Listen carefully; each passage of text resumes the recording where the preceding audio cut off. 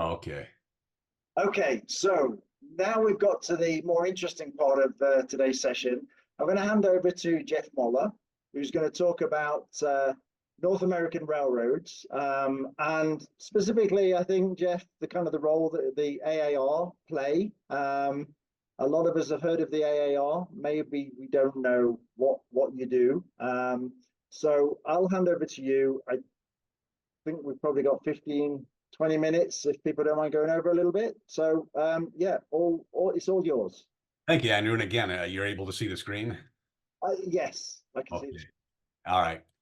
Okay, well, let's get started. And I'll skip over this pretty quickly, but I think I might have presented some of these slides to the group earlier, so I don't want to be duplicative. But here is a map of the rail network. Now, we're only talking about United States here, unfortunately, because a lot, we've got two Canadian-owned railroads that serve the U.S., and one of them even goes into Mexico. And so there's a lot more than this. But on the right, what's interesting is these are vestiges of large railroads that were sold off starting in the 1980s when we were deregulated.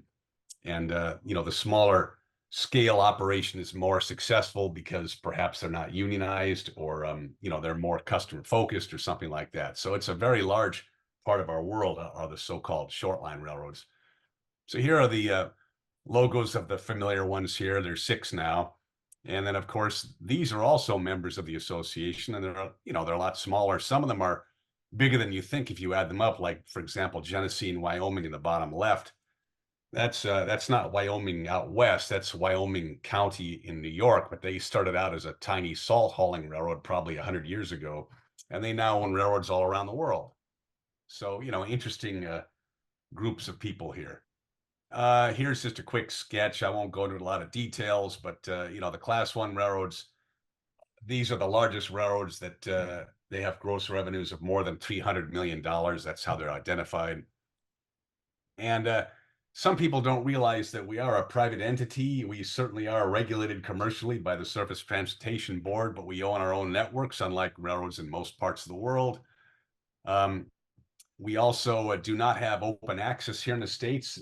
We do have many railroads operating over each other.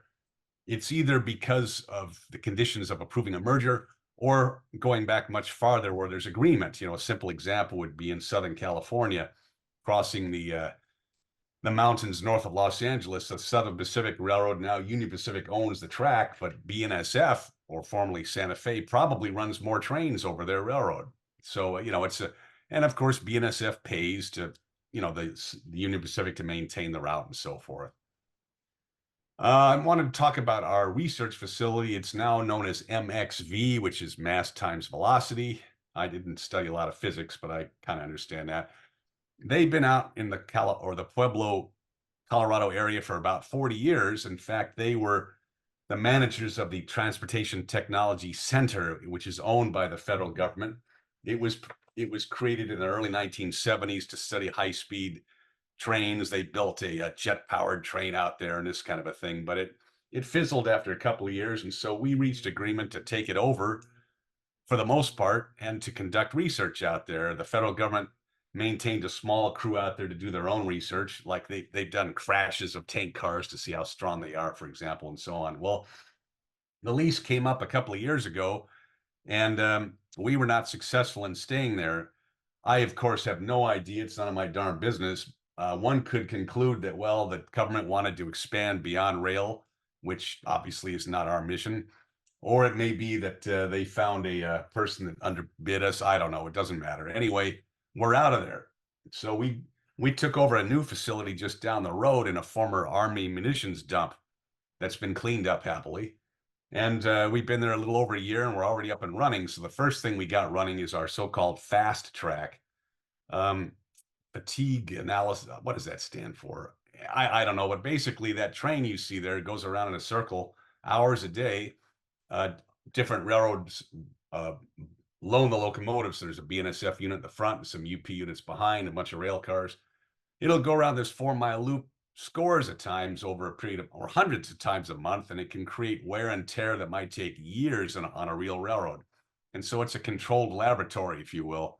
Pretty interesting stuff. And so as the train goes around the loop, there may be 20 or 30 different things being tested, everything from a different railroad tie to there's a bridge out there that was donated by a railroad, and so they just dug a hole and stuck the bridge over it. In other words, it doesn't serve any purpose, but they wanted to test its rebounding under loads, and it developed a crack.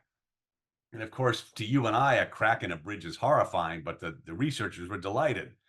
So they put heavy cribbing up underneath it to about an inch below it. So if it ever cracks in half and fails, it'll just drop a tiny bit. In other words, there's no risk. And they continue to study it. How long has the crack been in place? How fast is it growing? That sort of thing. So, a real practical opportunity for testing. We also had a derailment out there about 20 years ago.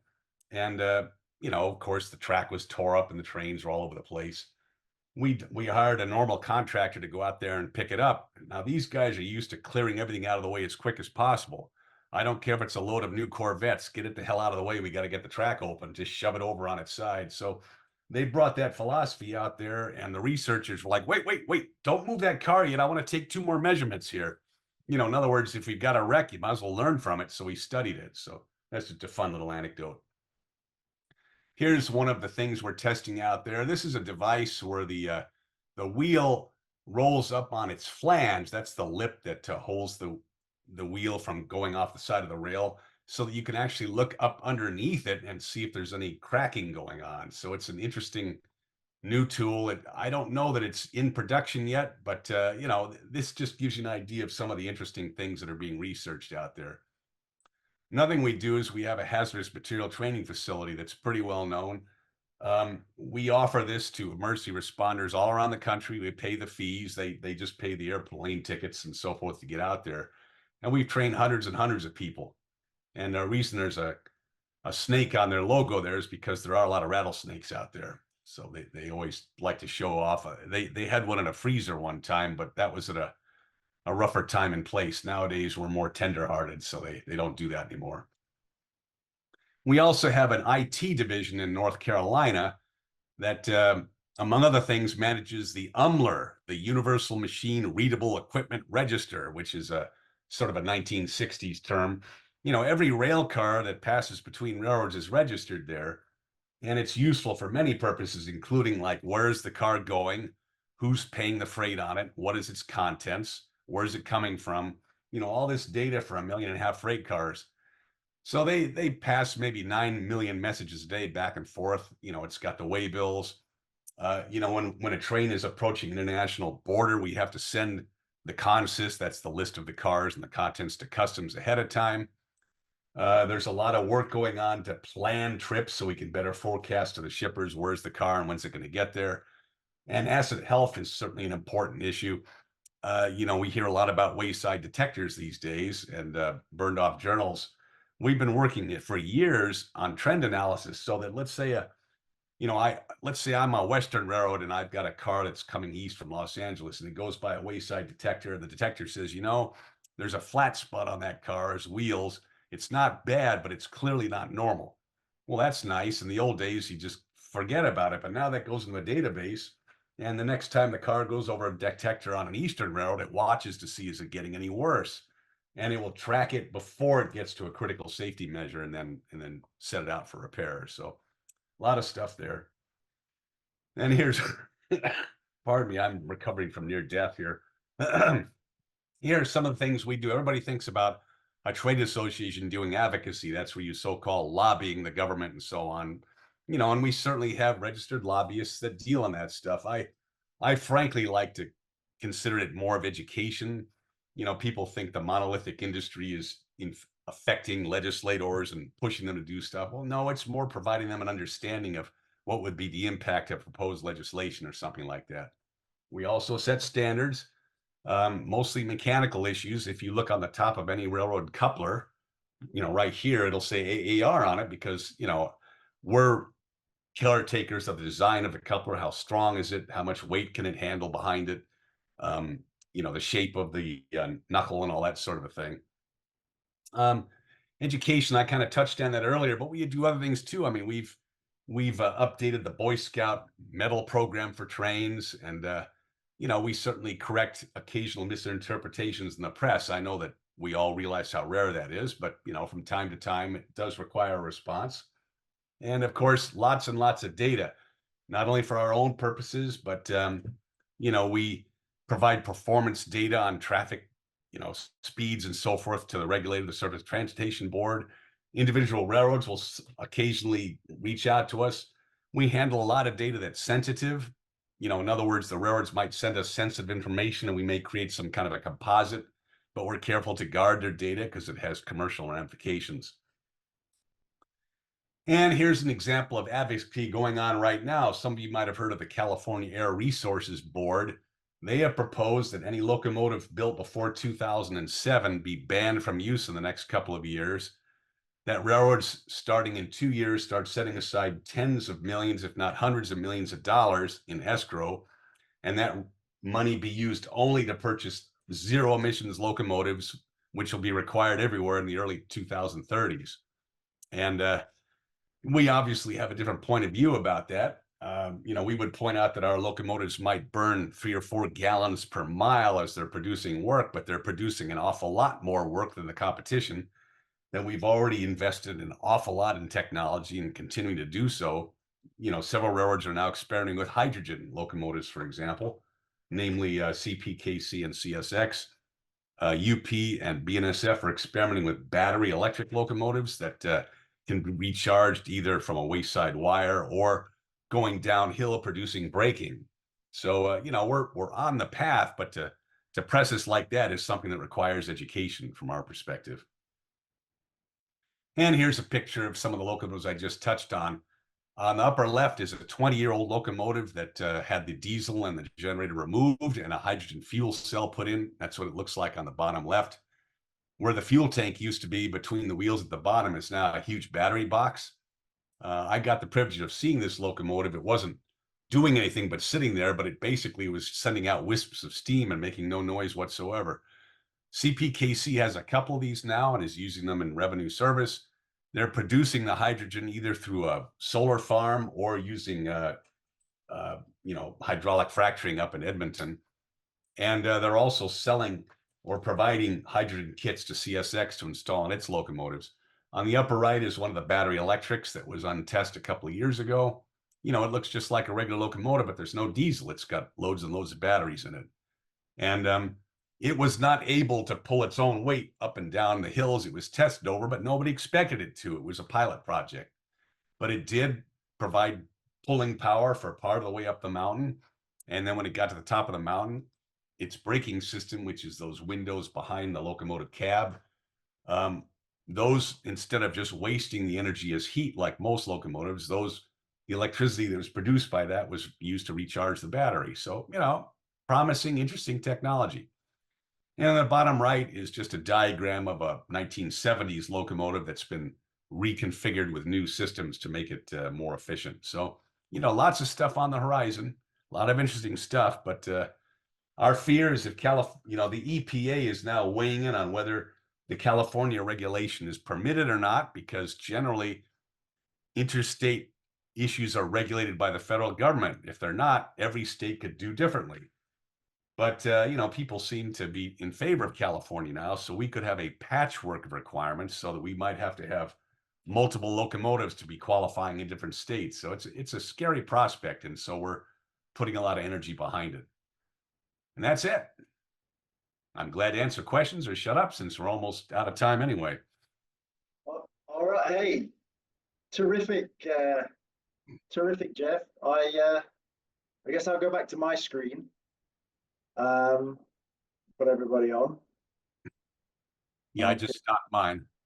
Yeah, okay. Hey, listen, thank you very much. Really, really good stuff. And thanks for rushing through that at kind of fast pace. I know we've hit the hour, but I mean, I think we can certainly take a question or two. If people don't mind just kind of waiting a little bit over the deadline. Just one quick one though. Ken came to your rescue with the definition of FAST, Facility for Accelerated Service Testing. Yeah. So, questions, anyone? Yeah, hey Andrew, I've got a quick one for Jeff actually. So we have a program here. It's about a 6-week program for our new hires that we put them through, and we have some different. It's just internal training you know, think freight forwarding 101, what's domestic air, what's truckload and so forth. You know, we've talked about drayage. We do a lot out in El Paso, for example, in Houston, and Santa Teresa out there.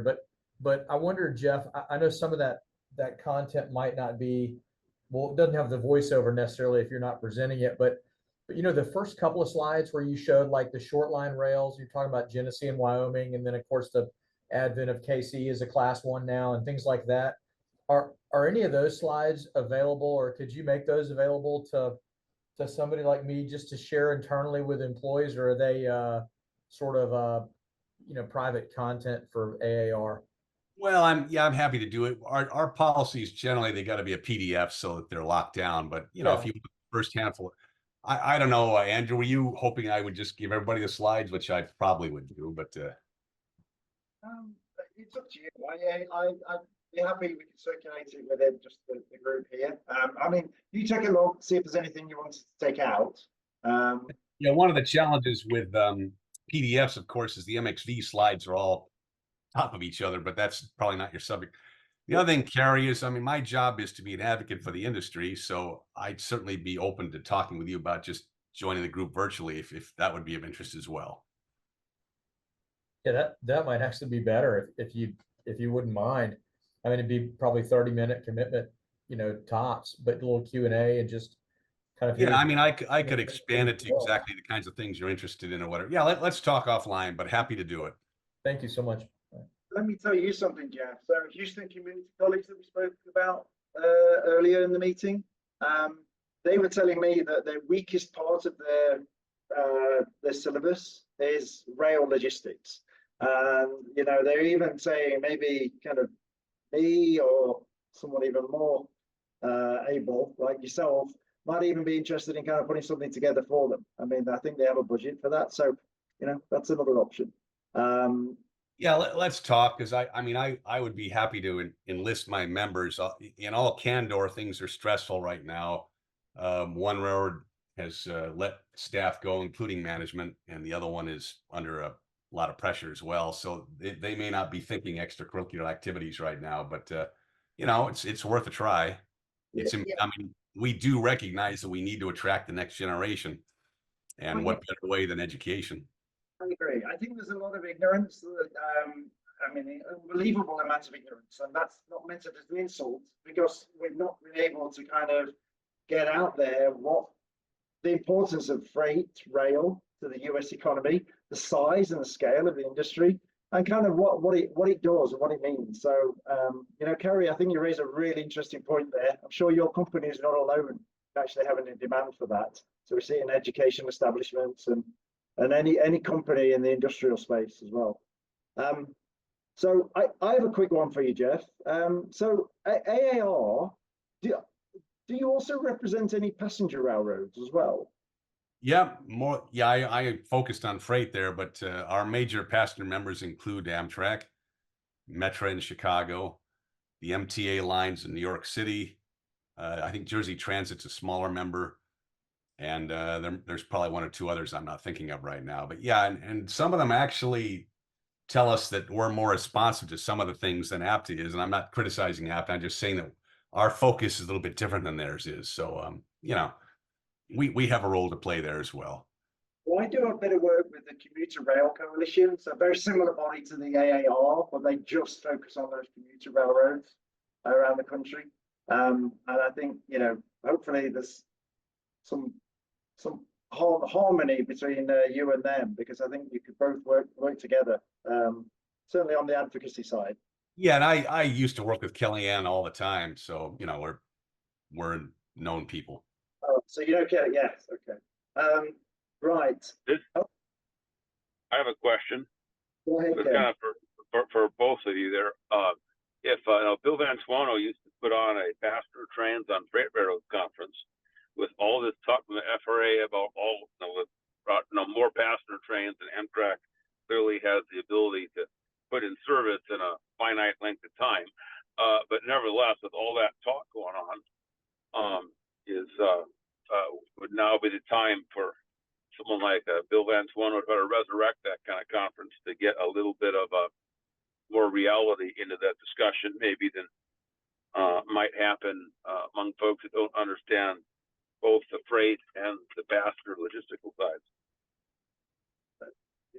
Well, I tell you, let me jump in first of all on that, because yeah, that was going to be, in a way, the theme of what this webinar I'm doing in April is about. I think we have lots of ideas and excitement, and then we have this, unfortunately, this big dose of reality in terms of what it's feasible to do on developing passenger rail, where we have an industry which is essentially, it's a private sector industry that is kind of running freight, and how we get around that is, I don't know. I mean, high-speed rail builds a new track, and that avoids that problem. But unfortunately, it is incredibly expensive and needs as much political will behind it as actual dollars. So I think, you know, it's a debate which is probably going to go beyond the transportation sector. I think this is a debate in terms of, you know, kind of which direction is the country want to go, and is there real will to kind of push behind that. I mean, that is kind of the message I've got when I did my talk on all these passenger development plans. There are some that will work, but I think, you know, the scale that is really anticipated, I think, or maybe it's been kind of marketed, is going to be really, really, really tough, I think, to get into place. So I don't know, Jeff, if you can say anything on that or not. Well, you know, to kind of typify your observation, you know, the locals want to run 4 round trips a day from New Orleans to Mobile, Alabama, and you know, there was a lot of rock throwing, but after a while, the parties made some agreements. Having done some work in New Orleans virtually, you know, I was familiar with some of the problems that the freight roads were pointing to, and you know, terminal capacity and so on. And it turns out I'm speaking based only on what I read in the press, but it would appear that the biggest hangup has been the city of Mobile not working with Amtrak on a station siting.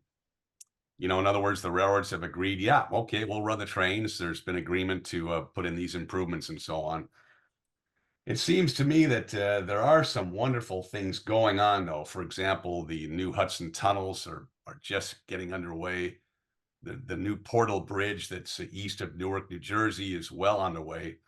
The tunnels in Baltimore, huge amount of money, but it won't save a huge amount of time, but it'll certainly save maintenance and delays and so forth.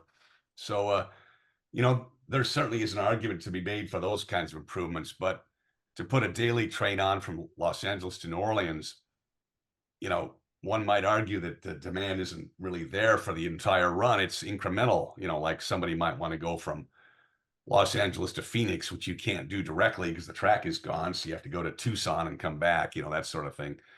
But, you know, does anybody want to spend that much time on a train?